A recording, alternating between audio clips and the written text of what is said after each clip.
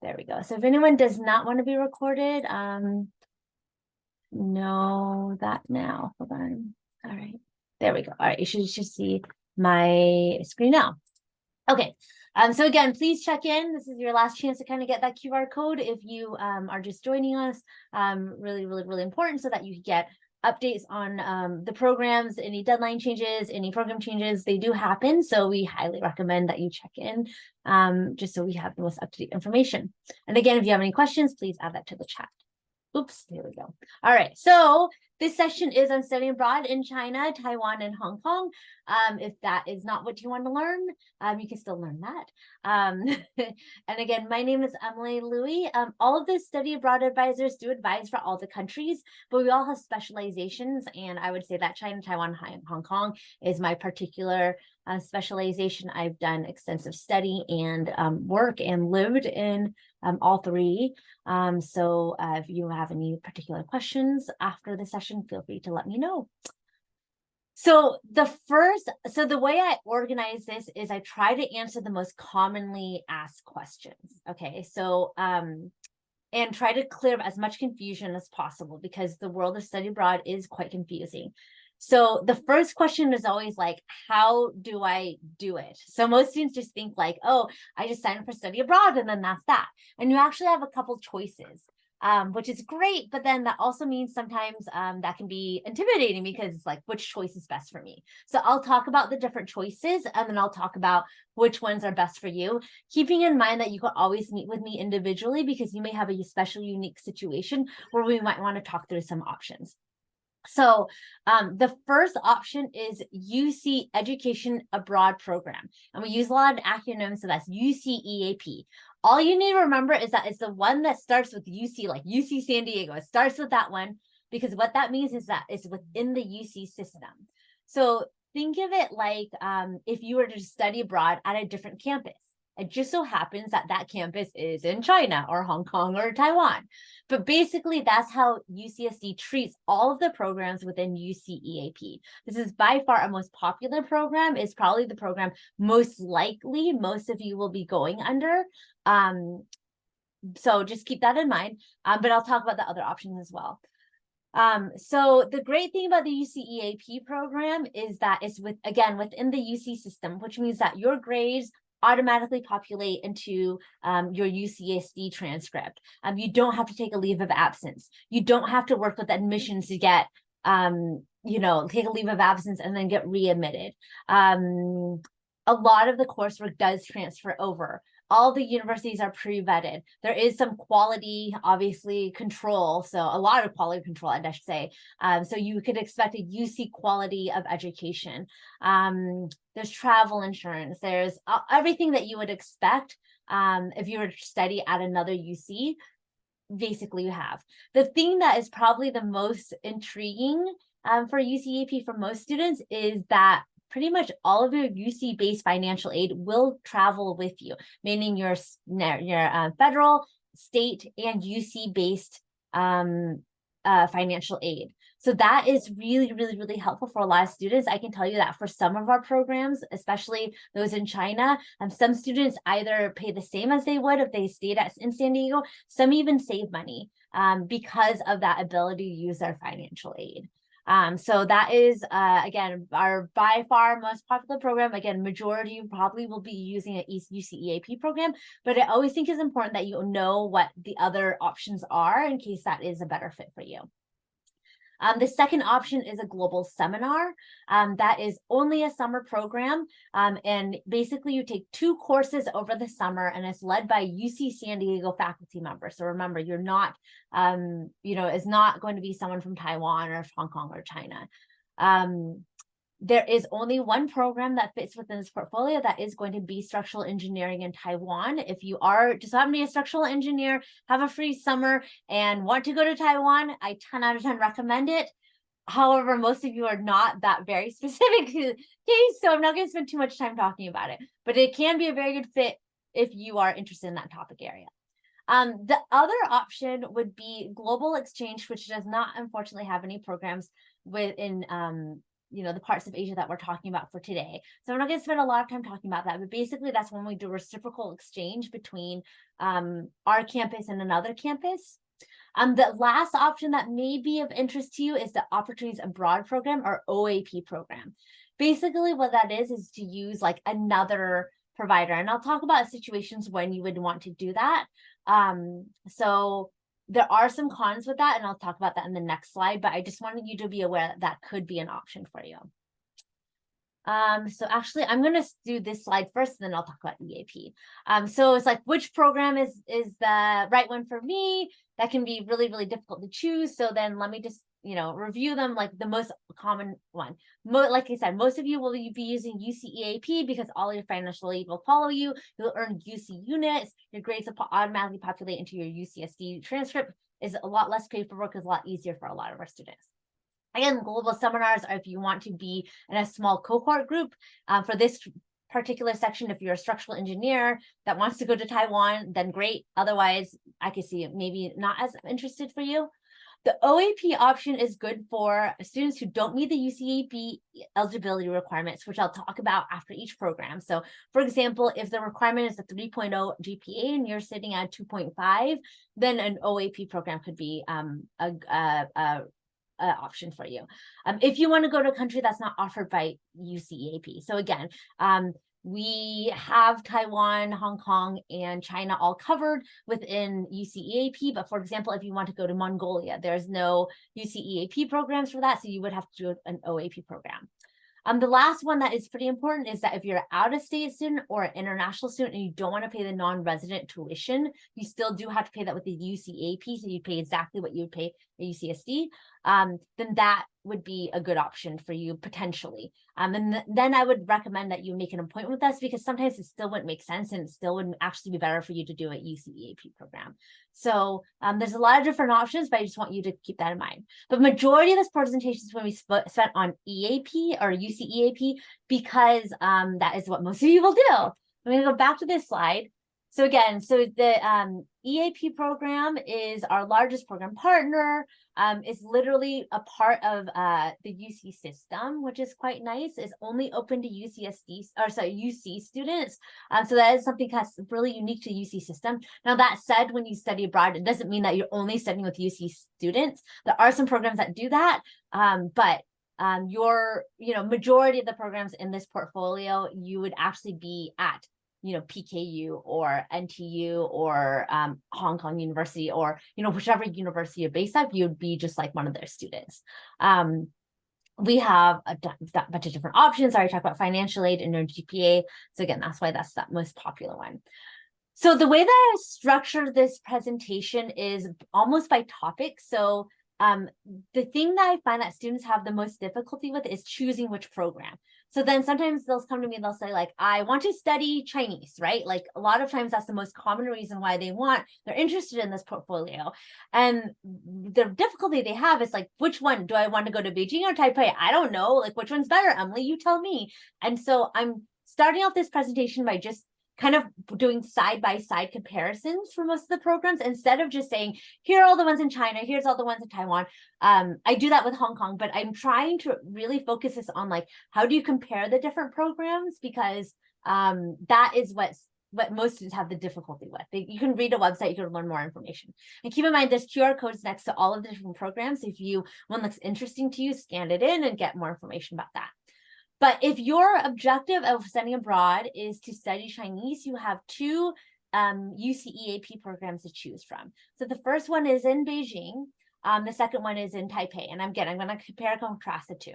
So the first one is based in Peking University, obviously, and the second one is in National Taiwan University. I always say the name in Chinese in my mind, so I had remember to speak in English.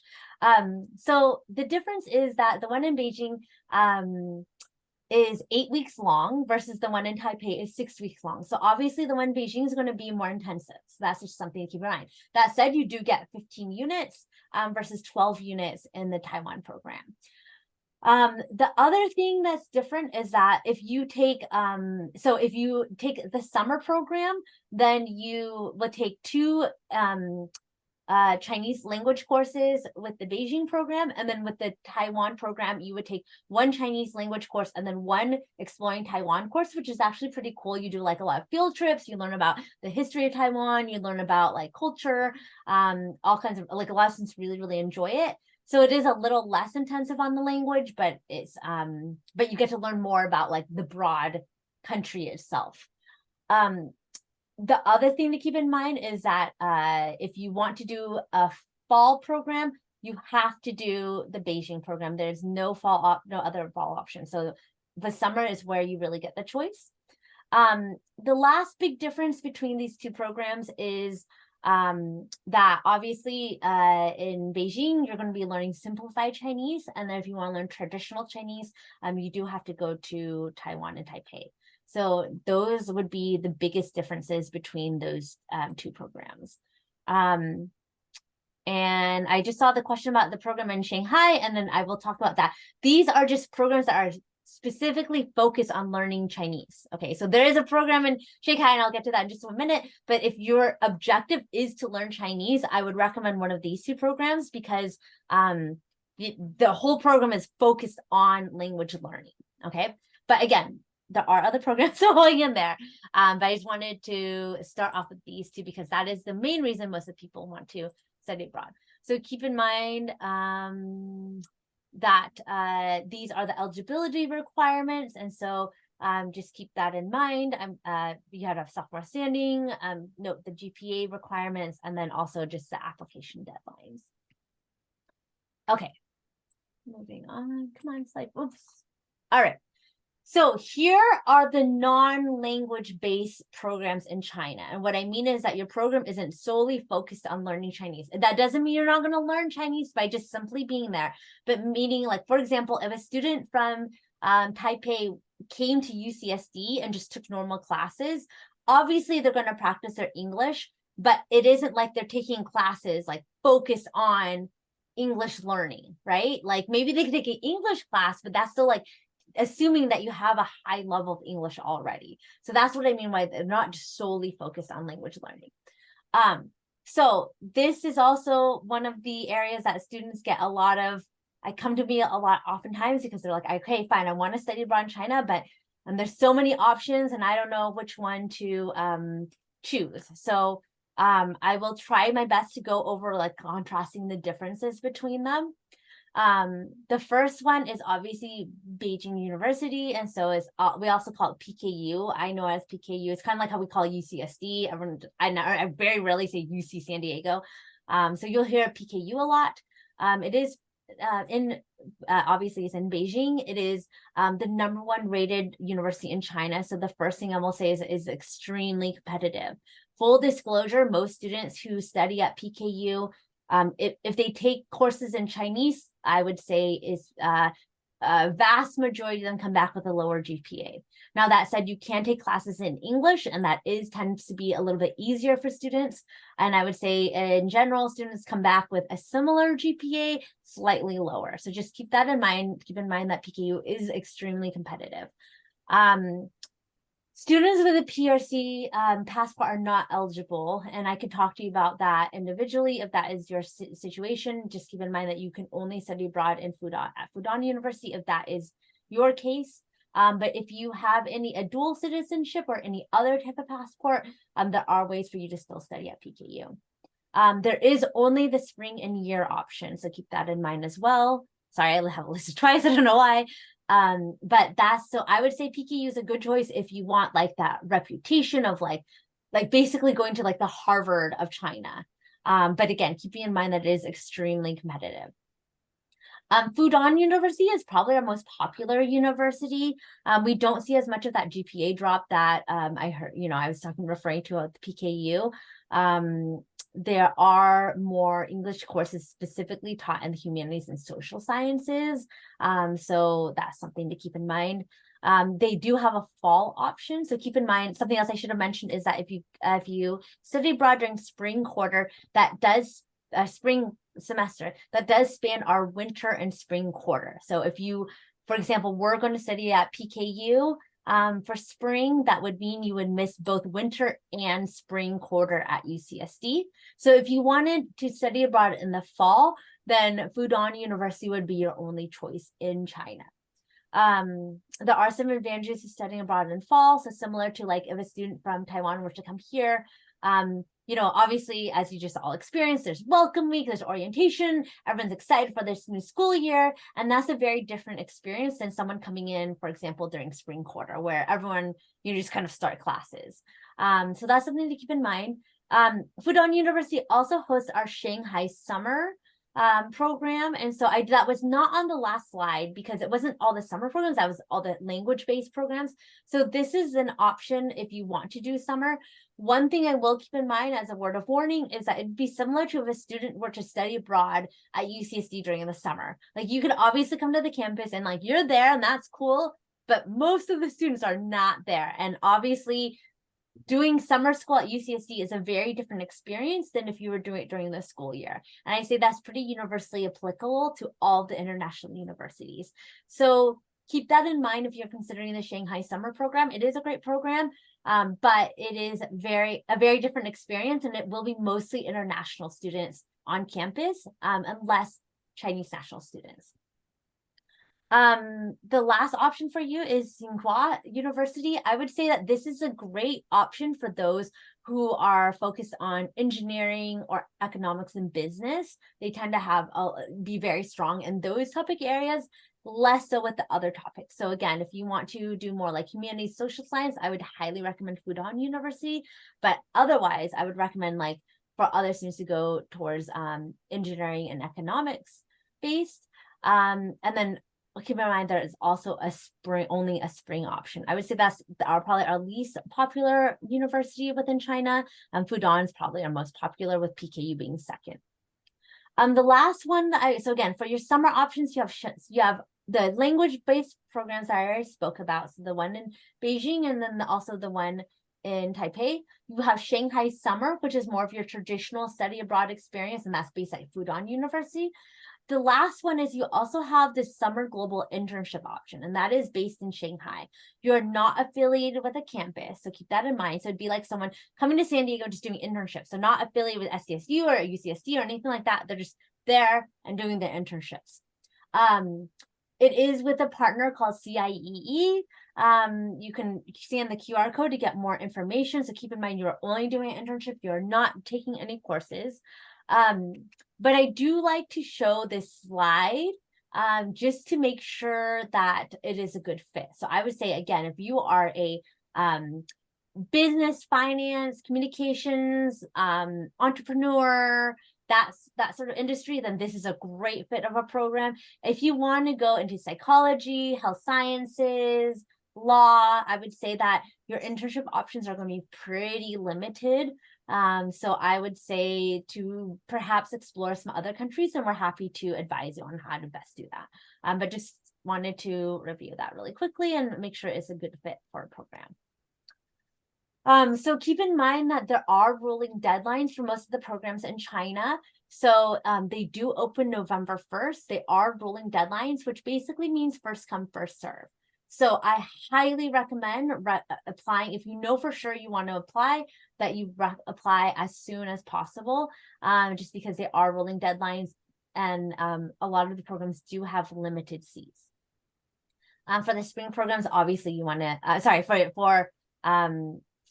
if you want it, the dates are pretty confusing. So if you want to study abroad in the spring, then you need to apply during the summer before that, if that makes sense. There is a two-part application, so you do need to apply both on Triton's Abroad and the UCEAP application, and I'll talk about that later. And then here are all of the eligibility requirements. So I won't read them off just because it's pretty self-explanatory right there. But keep in mind, PKU does accept sophomores, and that also keep in mind that there is a nationality requirement for PKU and Tsinghua. All right, if you wanted to do research, so again, I'm doing this by topic and less by countries. So if you wanted to do research, you have two different options.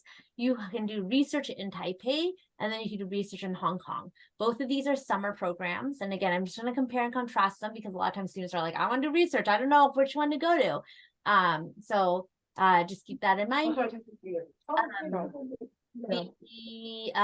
Again, they are both affiliated for okay, sorry, really quick. So they are both affiliated with those the NTU and then also Chinese University of Hong Kong. Keep in mind that the research in Taiwan program expects you to work 30 hours a week, like in the lab. But they also have an Exploring Taiwan course which I spoke about with the language learning, where you're going on field trips, you're getting to know the area. I would say if you want more like hand holding, if you like more support, the research in Taipei option is a really, really good one. If you are, so the research in Hong Kong is much more for the independent traveler. Basically, they're like, okay, here's the contact information for the faculty member, go, you figure it out yourself. So it isn't quite that extreme, but I would say that it is, you really have to advocate for yourself, and you're a lot more independent. There's not as much structure as there is for the Research in Taipei program. Now, that said, there's a lot of really cool topics that you can do. So I highly recommend, if you're interested, there are actually 2 QR codes. So the one that with the arrow that is on the right, I recommend scanning that one in if you're interested, just to look at all the topics that we have partnerships with faculty with. Because that one does have more research options. But again, keep in mind, you are very much advocating for yourself. You have to be very, very, very independent, and you are working very, very, very independently with that program. Okay. Okay, I don't know why are these slides cut off for you all? I mean, okay, I think it's okay. I think it's okay because you can still sort of figure it out. And basically, oh, you know what? I think these are out of order. Here we go. Okay, sorry, they're out of order. So we'll do this one and we'll go back to the last one. So if you want to study abroad in Hong Kong, these would be your 3 options. Okay, and it's very confusing and similar to San Diego, how we have like San Diego State, UC San Diego, and University of San Diego, and they all have university, they all have San Diego in them, but they're all 3 very different universities.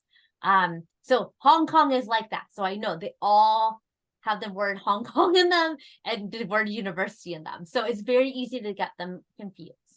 So I'll try to break them down, but I know their names are confusing. Hands down, the most popular program I can tell you is Chinese University of Hong Kong. The one if you want to remember that, it's like it starts with Chinese. Okay, so that's like different than all the other universities. That one definitely has the most support. They have the most infrastructure. I would say basically think about like all the resource centers that we have at UCSD. They'll have an equivalent of that. Obviously, may not be as robust, but they have something. So if you have any sort of identity that you may need support with, I highly recommend Chinese University of Hong Kong. If like, for example, they will pair you with a buddy, when you first get there. And so like, that's pretty cool. And they have a lot of orientation events for you to get to know local students and other international students. So again, if you want a lot of support, I would say that one is by far my top choice for you. They do have they also are the only other university that in Hong Kong that offers classes in Mandarin. So if you want Mandarin courses along with Cantonese courses or English courses, that is the best one. And there's also a lot of universities, international students. So Hong Kong University of Science and Technology was based off UC Berkeley, so it'll feel very similar to you. They do have more of the Western style teaching style, so keep that in mind. Obviously, they're much more STEM focused, so if you are a social science or humanities major, I would, again, not recommend it as much for you. Do not recommend for you to take like GEs there. They have a lot of really compelling upper division courses, but keep in mind the upper division courses are graduate level, what we would call graduate level. So keep that in mind. They can be they're very good, but they are very competitive. And you do have to be admitted into a certain department, but that said, there are also research options, so that's pretty cool too. So I would say, like, if you are highly motivated, a STEM major, and have completed all your GEs and want something like highly specialized, then I would say Hong Kong University of Science and Technology is a good option. And then as for University of Hong Kong is obviously the most prestigious within Hong Kong. It's the only one located on Hong Kong Island. And so like I will show you a map of what I mean by that in just a minute. It is very competitive. So again, similar to PKU, I will say that we do see that drop in GPA sometimes with students. And so just keep that in mind. But that is another option for you as well. So here are, just because sometimes, again, some people may not be as familiar with Hong Kong, I've circled where all the locations are. And like I said, University of Hong Kong is the only one who is technically on the island of Hong Kong itself. But that said, the others are, very close. The last thing to keep in mind with Hong Kong is commute time. So basically, no matter where you're going to stay or whichever university, just know that getting around can be tough, that you plan to commute to school. And that is just a part of the Hong Kong lifestyle. Really quickly here, I have compare and contrasting of all of the different options. I know it looks like it's cut off on the side. And again, I can email out these slides to everyone who's registered and everyone who checked in. But the main thing the main differences I would say between them are, if you wanted to take courses in Mandarin as well, then obviously Chinese University of Hong Kong would be the only one that would do that. If you want the most variety of courses, probably again Chinese University of Hong Kong. Again, if you're a STEM major, then obviously science technology. But those I would say are the big differences between the programs. Okay. Here are the deadlines. Obviously with them, so keep in mind that what the GPA requirements are, and then that you do have to be a junior or senior for the Hong Kong University of Science and Technology too, so you can't be a sophomore. All right, and then we'll move along. Oh, let's see. What happened here? Okay. All right. The last option is NTU, which is National Taiwan University. It is based in Taiwan. So there's only one slide about this because there's really only one option. So it is definitely the most prestigious, one of the most prestigious universities within Taiwan. They have classes in both English and Chinese, although some of the English classes may not be the most robust offerings, but they do have classes in Chinese. Again, they also, those who take courses in English tend to say that they're easier than the ones in Chinese, so just keep that in mind. There also is a disability office available. They have a good amount of support, especially for an Asian-based university. In particular, disability office is really, really great. And so if you have any special needs or special accommodations, this would be a great choice for you. And then here is the eligibility requirements. Just keep in mind that you do need a 3.0 GPA. Similar to what I was saying about the others, is that there are only a certain number of spots, so I highly recommend for you to apply on that November 1st deadline. Okay, let me just go through a couple more slides and then I'll start answering the questions in the chat. The first thing that students almost always ask me is okay, that's great, cool about the programs, but how does transferring coursework work? So long story short, if you go on a UCEAP program, it's pretty easy. We do have a list. So the one disclaimer is that as an international student, you are not eligible to take the entire course catalog at a university. And that said, we do have kind of a summary of the courses that you can take. So we will show you how to do that, how to look up courses. And then, but basically, what will happen is that once you figure out what courses you want to take abroad, you will meet with your major advisor and then your college advisor, and both of them will sign off on something called the academic planning form. You will go abroad and then you come back, and then that's it. And then all of your coursework will automatically pipe into your UCSD transcript. And again, we'll give you a lot more detail when you get to that point, but that is the broad brush version of how that works. So again, think of it like UCSD will treat it like if you went to UC Davis and just took a class there, the process is very similar. The only difference is that you took it in Taiwan, for example, then instead of at Davis. So there you go. And then the other big topic that students often ask me is about finances. And so keep in mind that we do have financial aid info sessions. We also do have a separate financial aid advisor named Eduardo. He is amazing. You can book appointments with him once you have a program selected. And what he can do is that he can pull your financial aid profile, the program information, and then basically calculate out for you, like how much do you personally have to pay? Because at the end of the day, I know that's what most students want to know is like, I don't care how everything works out. I just want to know what I need to pay out of pocket. And so he is amazing and can do that for you. Like I said, a lot of our programs, especially in this portfolio, particularly in China, students either end up paying about what they paid at UCSD and sometimes even less, depending on your situation. And so that's something to keep in mind. We also do have numerous scholarships. So we do have a whole scholarships page that has all of the different options for you. So we have had a high success rate of students obtaining scholarships. So that's keep in mind. The last thing to keep in mind is that financial aid does get a little tricky for summer programs. And again, that's when I would, if financial aid is or finances is a hurdle for you, I would highly recommend meeting with Eduardo, because sometimes, for example, studying abroad in the spring will actually save you money versus studying abroad in the fall, or usually summer is always the most expensive option, so we can look into other options for you.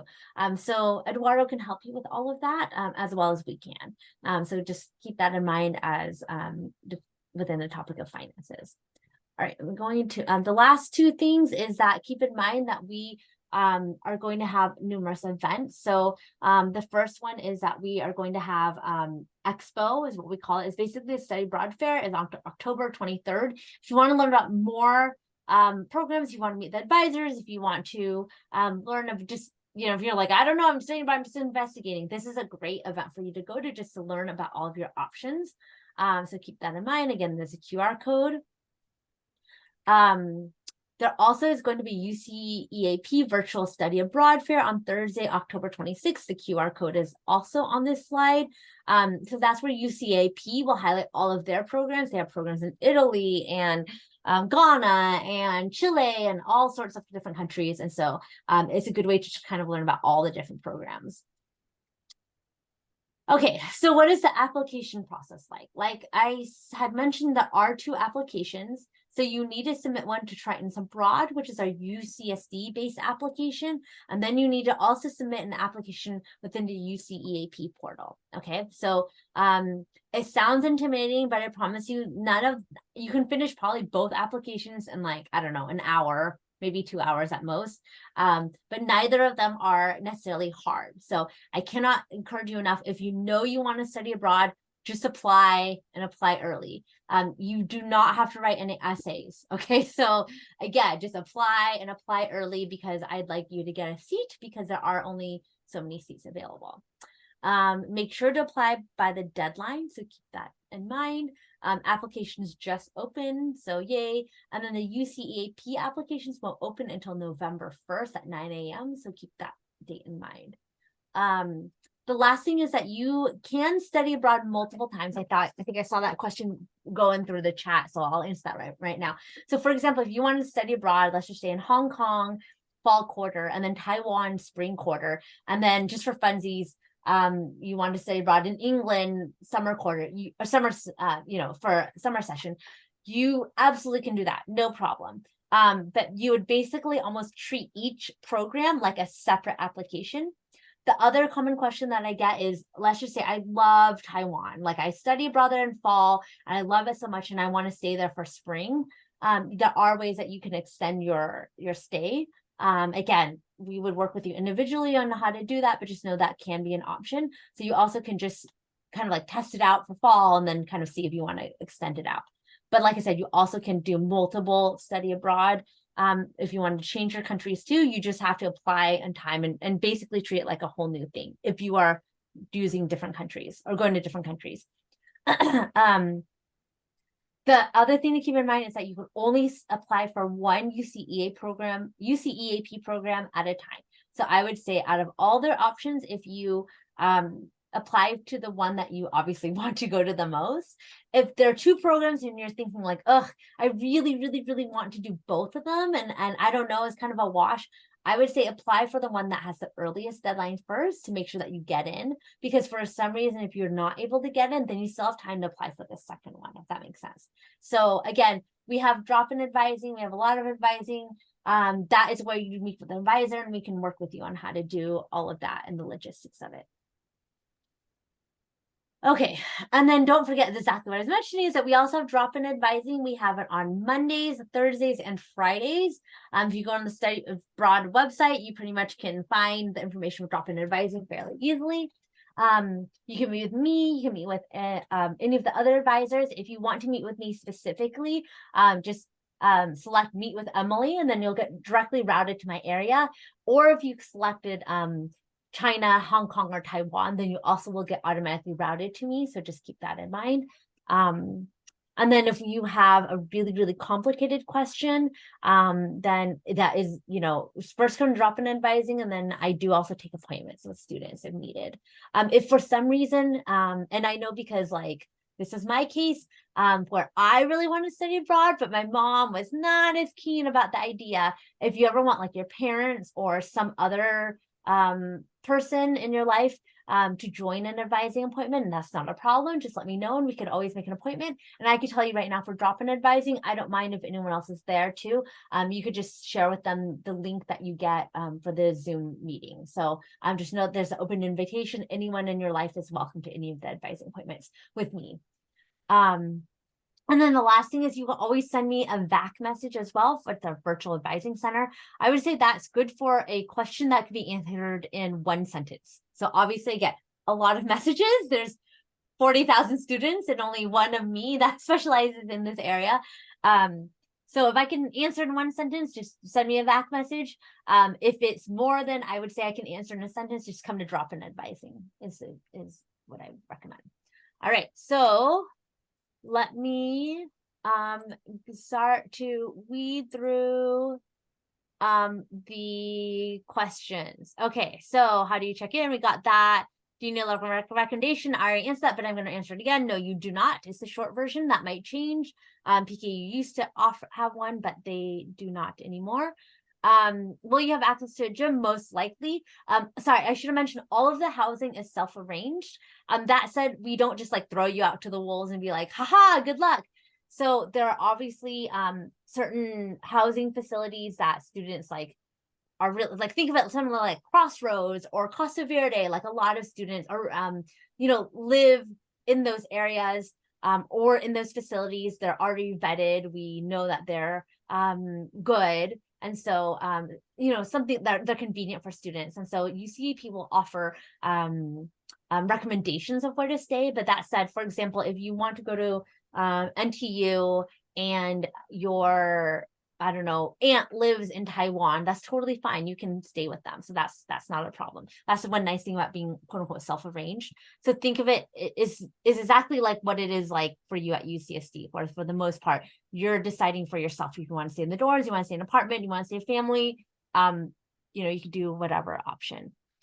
When is the program? So fall quarter will usually span depending on the university, I would say anywhere August to early September until December. And then if you wanted to study abroad spring semester, then that would span our winter and spring quarter. So that would be January to usually May. And then summer is obviously summer. So that would be when the program would be. Again, it depends. Let's see.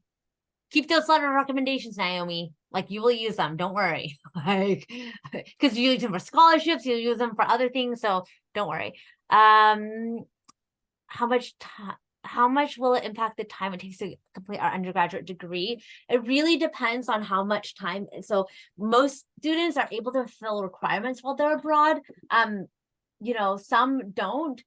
So I would say most students that actually aren't delaying their graduation in any way. The last thing I like to mention is that if another option is for you to, for your senior year, so let's just say you do spring quarter, just like normal, you walk in your graduation ceremony, you wear your hat, you take your pictures with your family, you walk in the ceremony, you do all of that. Then you take the summer off and you travel, do whatever you want to do. That fall, after you quote unquote graduate or walked in graduation, you can study abroad. So there are, again, you do need to meet with your advisor. You do have to fill out a form that basically says that you delay graduation for a quarter. But that is another really popular option for those who are sensitive to wanting to really stay at UCSD for all 4 years and they don't want to take extra time. So that's something to keep in mind. And then that's kind of nice because a lot of students then find jobs, especially they do an internship or something, and then, or they want to study, travel abroad, because they basically end their college career in country. And then if you want to, I don't know, travel in Asia, then you're already there. So that's a really popular option too. So our study abroad programs and homestays or dormitories, I would say the most common is dorms. I would say like they're very similar to our dorms. Most of them are not run through the actual school, but they're like literally right across the street or like really, really close. So think of it similar to like where our grad housing is. So it'd be like if Mesa, which is the grad housing, which is across the street from Regent's Pisa. Like if like there was a dorm facility there, it'd be like kind of like that, where you're like right across the street, but you're technically like not on campus. The exception to that, I would say, is Hong Kong. Hong Kong can be tricky. That's when, usually you are commuting anywhere from, I would say, 30 minutes to an hour. So Hong Kong housing is quite tricky. But I would say for the others, usually there are dorm facilities very close to the university. And again, if you have family or you want to do your self-arranged homestay, you can do that with pretty much all of the programs. The programs are available. So UCEAP programs are available to all UC students. So that's just something to keep in mind. The student slides will be available after this presentation if you check in or registered for this.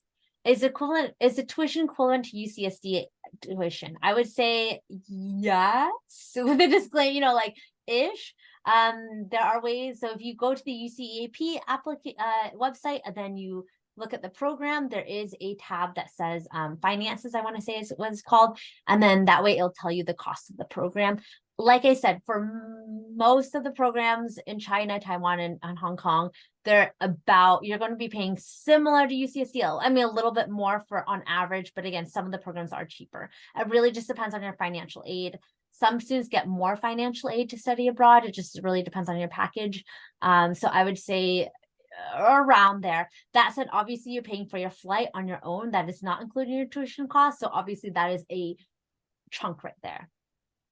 I already talked about the program in Shanghai. So is sophomores above, so basically, is it sophomores as in for the requirement as in your second year, sophomores with those with sophomore standing? So it is technically those with sophomore standing. That said, I don't recommend for you to study abroad your first year, just because for multiple reasons. But we tend to see students don't do as well. They don't have as good of an experience their first year. And then most students just find it more valuable later on in their career. For example, if they make connections abroad, if they get to know that faculty member, when they're closer to graduating or grad school, that could lead to a lot more opportunities. Usually if in your first year, it's like, oh, I had to wait like 3 years till you graduate. Like, it's just harder. But then also you can take as advanced courses too, and students don't tend to do as well. So that's one of the reasons why. The QR code cut off. Okay, I will send the slides for that. So thank you for letting me know. I'm sorry about that. How many times can I study abroad? You can study abroad as many times as you want to. So you just have to apply each time. You could definitely do one in the summer, and then you could definitely do one in the fall. That's not a problem. The deadline passed for summer 2024. Depends on what program, but most likely not. If you apply soon-ish, so it's a short version. I'll send the slides. Does the program of CIE, does that affect our GPA? I believe that one is like a pass, no pass thing. I don't believe you don't get a grade for that one, but I can double check. I'm pretty sure that will not affect your GPA. Although you do get units. Are there year options? Again, we had that slide about that for all of the options that did have a year.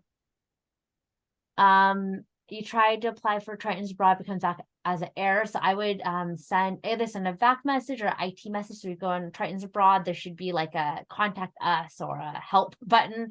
And I would double check on that, because I just checked this morning, we are still accepting applications. So I know the system is working, at least as of this morning. Is the chances of getting to the PKU's year-long program harder than the spring quarter program? Yes, there are less seats. And so, but I would still just apply because that's just, you never know. If you're really concerned about getting in, you also can come to drop-in advising, and I can meet with you, and I can be pretty honest with you and let you know, like, you look like a really competitive applicant, or ooh, this is where you can be more competitive, or you might be competitive for this other program. So just keep that in mind. Do you stay on campus? Generally, no. Generally, you're staying on, most students end up staying in the dorms that are like literally right off campus. So I would say it would maybe be equivalent to like Costa Verde in UCSD, like you can like basically see campus, looking down Regents Road, like you basically almost see campus from like the corner of Costa Verde, but it's like technically not on campus. So it's something like similar to that, where it's like you could like pretty much walk there, or like definitely bike that, like it's pretty close, but you're not like technically on campus is the most common option. Do you need to send 2 applications if you want to do 2 programs? Yes, but keep in mind you can only study abroad one place at one time. So you can only apply for 1 program per quarter. So if you want to do like fall and then spring, those are 2 separate applications, but you absolutely can do back-to-back programs. Are there any no, unfortunately, if you have a PRC passport, you are not eligible for this summer program. So, and again, please meet with me because that can change. That's why we have you register. But I would say, I'm going to say a maybe on that one. So, because they're actually, if you have a PRC passport, there may be other OAP summer options for you. So I would say come to drop-in advising and I can review your options with you, but because that is a unique case, I'm not going to do that fully here. If you're a first year with sophomore standing, yes, if you're a first year with sophomore standing who wants to apply for Food on Fall 2024, yes, you should be completing the application now as a short version. Think of it like you need to apply almost like almost a year before you want to study abroad. So yeah. Yes, and I already mentioned that, but if you graduate, you can extend it for 1 quarter to study abroad. That's a very popular option for a lot of students. So keep that in mind. Another popular option is to walk in graduation ceremony, do a global seminar, and then study abroad and a traditional experience. And then after that, go off into the world and do whatever you want to do. The only implication for that is if you want to go to grad school, just keep in mind that technically you wouldn't have graduated from your undergraduate degree, and you can't start grad school if you're like also studying abroad in Shanghai. So like you wouldn't be able to start until like that following year. So that's the only thing to keep in mind. If you meet all the requirements, if you meet all the requirements, is there a likely chance that we would be accepted into the program? So I'm one of those people where like I like to just be kind of